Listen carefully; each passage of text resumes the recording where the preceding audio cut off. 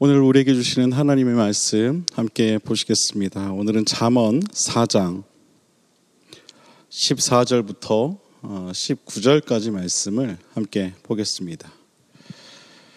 사악한 자의 길에 들어가지 말며 악인의 길로 다니지 말지어다.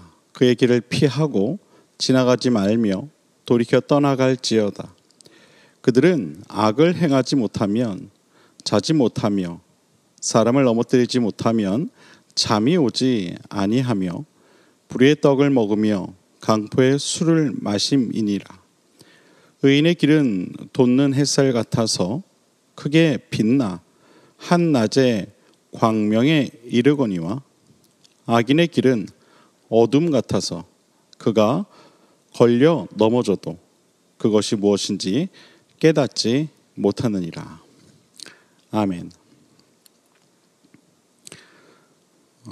오늘 본문은 우리에게 이 악인의 길에 관하여 경고합니다. 특히 악인에 대하여 표현하기를 사악한 자라 그렇게 말하면서 더욱 그 강도를 높여 말합니다. 현대인의 성경을 보면 사악한 자에 대하여 말하기를 못된 짓만 하는 사람이라고 말하고 있는 것을 보게 됩니다. 못된 짓만 하는 사람. 우리가 살아가는 사회에도 이렇듯 이 못된 짓만 하며 살아가는 그런 사람들이 있습니다. 그들은 타인의 안위는 무시한 채 자신들의 이속만 챙깁니다.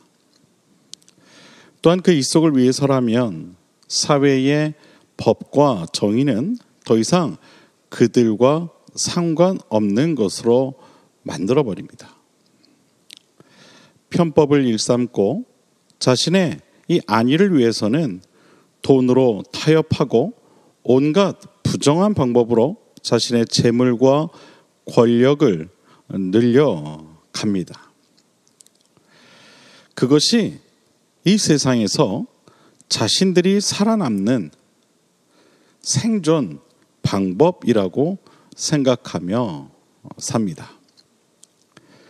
그렇게 해야만 세상에서 대접받고 또 인정받을 수 있다라고 생각하며 살아갑니다.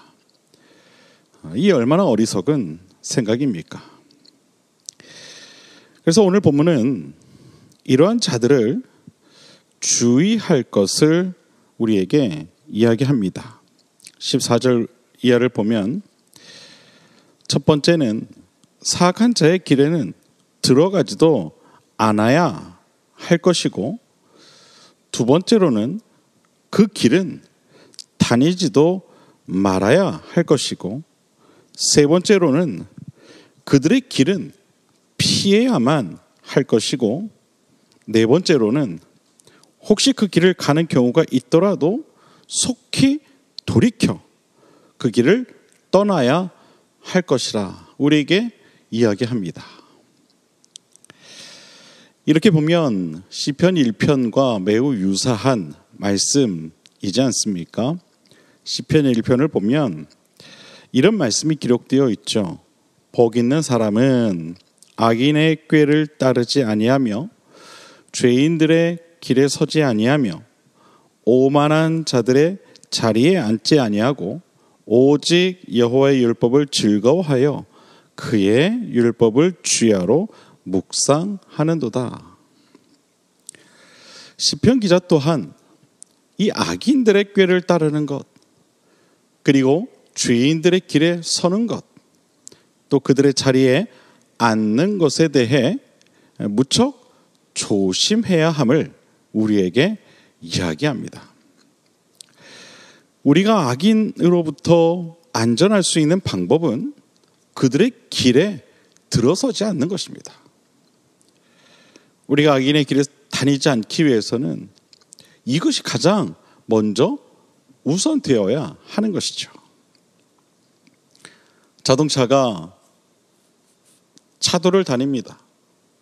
그러면 그 차가 중앙선을 넘지 않아야만 반대편 차선에 들어서지 않을 수 있는 것이죠.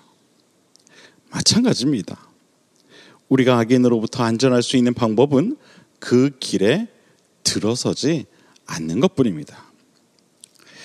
사람은 눈에 보이는 것에 욕심이 생기기 마련입니다. 일단 눈에 들어오면 그것이 무엇이 되었든 우리의 마음이 빼앗기게 되어 있습니다. 그래서 사단은 우리로 하여금 자꾸만 좋은 것들을 보여줍니다. 그리고 그것으로 유혹합니다.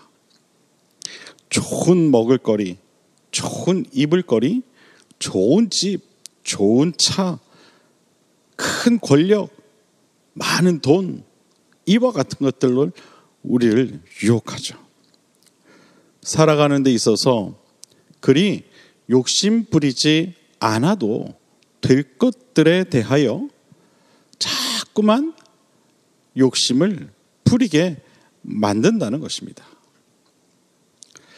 사실 편리를 위한 것들이 어느덧 우리 생활 가운데서 더 이상 편리가 아닌 사치가 되어버린 것들이 너무도 많이 있습니다. 남을 의식하게 되면서 내 자신의 사회적 위치를 유지하기 위해 과한 욕심을 갖게 되었습니다. 이 모든 것이 사단이 우리로 하여금 진리가 아닌 다른 곳에 관심을 갖게 하기 위한 수단인데도 불구하고 우리는 그것을 깨닫지 못하고 살아갈 때가 많이 있는 것이 사실입니다. 그러나 오늘 본문은 우리에게 분명히 말합니다. 악인의 길에는 들어가지도 말아라. 그 길에는 서지도 말아라. 여러분 데살로니가전서 5장 22절에서도 사도 바울은 우리에게 이렇게 이야기하죠. 악은 어떤 모양이라도 버려라. 악은 어떤 모양이라도 취하지 말라는 사도 바울의 가르침이 무척이나 설득력 있어 보입니다. 바라기는 여러분의 삶이 바로 이러한 이 악은 그 어떠한 모양이라도 취하지 않는, 그래서 악인의 길에 들어서지 않을 수 있는 그런 지혜로운 삶이 될 수 있게 되기를 주님의 이름으로 먼저 축원을 드립니다.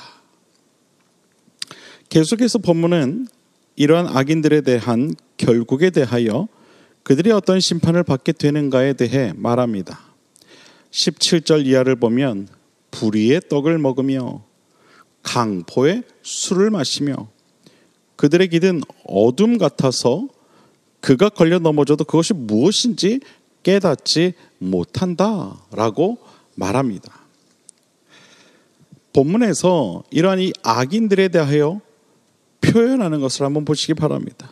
악인들은 세상 사람들을 넘어뜨리고 그 사람들의 몸과 영혼을 파멸시키기 위해 늘 애쓰는 자들입니다.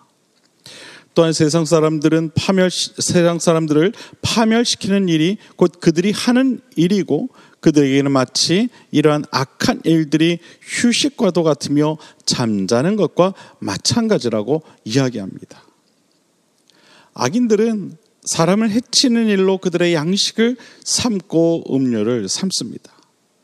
그들은 불의의 떡을 먹고 강포의 술을 마십니다. 그야말로 그들의 삶 전체가 악으로 가득 차 있다, 그렇게 말할 수 있습니다. 사랑하는 여러분, 주님께서 세상이 하도 악하기 때문에 당신의 제자들을 세상 가운데 내어 보내는 것이 마치 이리 가운데 양을 보내는 것과 같다, 그렇게 말씀하셨죠. 마치 우리가 사는 세상이 이와 같다는 겁니다. 이리대로 들끓는 그러한 곳과 같다라는 것이죠. 그렇기 때문에 뱀같이 지혜롭고 또 비둘기같이 순결해야 한다라고 주님은 우리에게 말씀하신 것입니다. 뱀같이 지혜롭고 또한 더불어 비둘기와 같이 순결해야 한다. 그래야 이 세상에서 너희가 살아남을 수 있다라는 것이죠.